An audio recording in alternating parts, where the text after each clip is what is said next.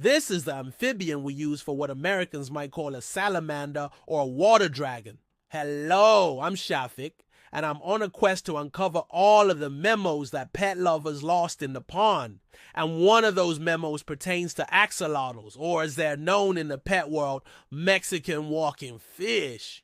It means the same. And of course, as a certified YouTube sensation, I've done my fair bit of exotic pet research. Right? Just off the top of my head, I've studied axolotls, bearded dragons, and I think from that I've learned quite a bit about unique pets. So I know what I'm talking about. But when it comes to axolotls, whether you're just looking for a quick pet or something extraordinary, it is worth learning that these amphibians aren't necessarily the same as their more common counterparts. And so without further ado, let's metaphorically dip our toes into the cool waters as I uncover ways that axolotls are very different and make unique pets. When I was out there for the first time in the world of exotic pets, living the aquarium lifestyle on my quest for knowledge, the first fascinating thing that I noticed is that axolotls, unlike other amphibians, and as it turns out everywhere else, insist upon keeping their juvenile features throughout their entire lives. Shafik, what do you mean by that?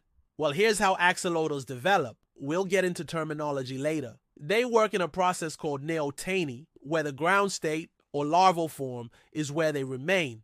When you look at an axolotl, you see those adorable external gills, and you might think, oh, it's just a baby. But no, that's their permanent look. In the world of regular amphibians, I don't know why my hand is still up there. In that world, it's a little bit different because salamanders and frogs, they metamorphose. They change from their larval form to an adult form, so the tadpole becomes a frog, and the salamander loses its gills. And this is usually denoted by a complete physical transformation. But axolotls, they're like, nah, we're good. We'll stay cute forever. And this is where those pan-species differences really take shape. Or should I say size?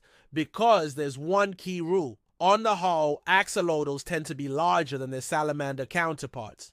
And the reason for this, as we all know, is that axolotls marginally outsize other salamanders. But it's also because they retain their aquatic lifestyle. And so they just sort of grow bigger, in fact, awkwardly. A tiny axolotl tank was where I first met my future pets.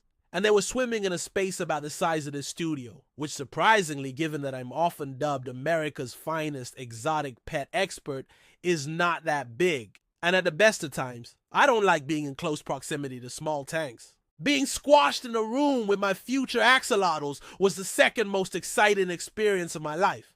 And I know what you're thinking. Ooh, Sarah, what was the first? Being squashed in the pet store with all the other exotic animals on the way to picking them up. But the next time we met in my home aquarium, we sure did have a chuckle. At least I think we did. I couldn't hear them because they were on the other side of the tank. You see, axolotl tanks, like their personalities, or their regenerative abilities, or their smiles themselves, are just bigger. I mean, they'd have to be, right? Especially given what we've discovered on this channel about the differences in amphibian sizes. And of course, a tank is not the only place where you'd find an axolotl. In addition to the tank, the filter, and in desperate times, the breeding tank, which should prompt nobody to ask me about the accidental breeding incident of 2018, there's also the feeding routine. And I know what you're thinking. Yes, Sarah, the axolotl has a unique diet. Well, firstly, that's not always true. And secondly, that's not where I was going with this. I was actually going to mention the feeding method, because while with other pets, you might just sprinkle some food on the surface, this is often not the case with axolotls. To feed an axolotl, you often have to kind of dangle the food in front of them because they're not the best at hunting. There's one thing to remember, this getting food in but getting it to the right spot when they're swimming around, it could lead to an unintentionally hilarious TikTok video. In fact, I do have footage, but I can't show it on here because I get hundreds of complaints and an equal number of axolotl adoption requests, so just take my word for it. Water parameters are of course found in many places and through much of our daily lives with aquatic pets. But never more do I need them than when I'm caring for axolotls. So because of this, it is worth remembering some of the key differences between axolotl care and other aquatic pet care. Don't take my word for it. Instead, listen to me from last year. It was once said by me in just a second from now that you can tell a lot about a pet by the size of its habitat. And given its unparalleled record of boasting larger habitats than everyone else, axolotls might fancy their chances of winning the my tanks bigger than your tank debate. But the truth is, and you might find this shocking, axolotl personalities are larger.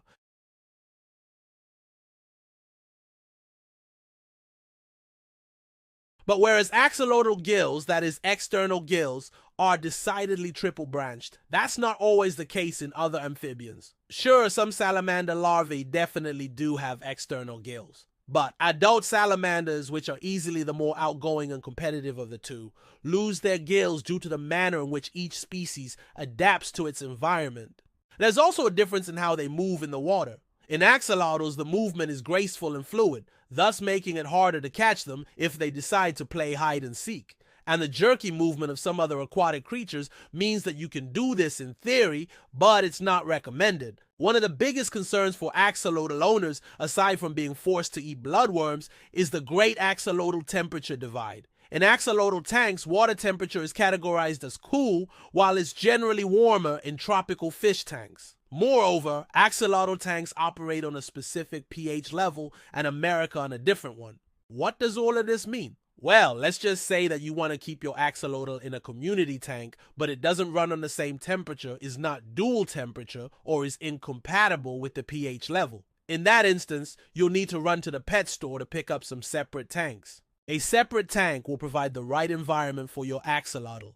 In the event that your separate tank doesn't come with a proper filter, be sure to also pick up one of these. This filter is magic. It allows you to turn your regular tank into an axolotl-friendly habitat. For fish owners visiting the world of axolotls, the same applies, but in reverse. A chiller might also be needed to safely keep axolotls in warmer climates. Both are widely available for axolotl and fish owners on Amazon. I'd say the most obvious difference between axolotls and other aquatic pets is the regeneration. When I first learned about axolotl regeneration, I couldn't believe how cool it was, and not in a Morgan Freeman type way. I mean, this was a scientific marvel. I just mean it was regeneration. But in other animals, you don't usually have that ability and or luxury because a significant amount of animals are either not able to regenerate or not able to regenerate well. This is a particular problem when you're dealing with injuries or lost limbs. As with many areas of life, axolotls are their own subgenre of pet care word differences. Take, for instance, the name that we assign to that helpful regenerative ability when you're dealing with injuries. In the scientific world and much of the rest of the world, this ability is known as cellular regeneration. This is the word we use for what pet owners might call healing or recovery. Also, whether it's situated on the head or the limbs, scientists and pet owners also can agree on what you call that area of the axolotl that regenerates. Upon regenerating scientists, we usually opt for the word blastema.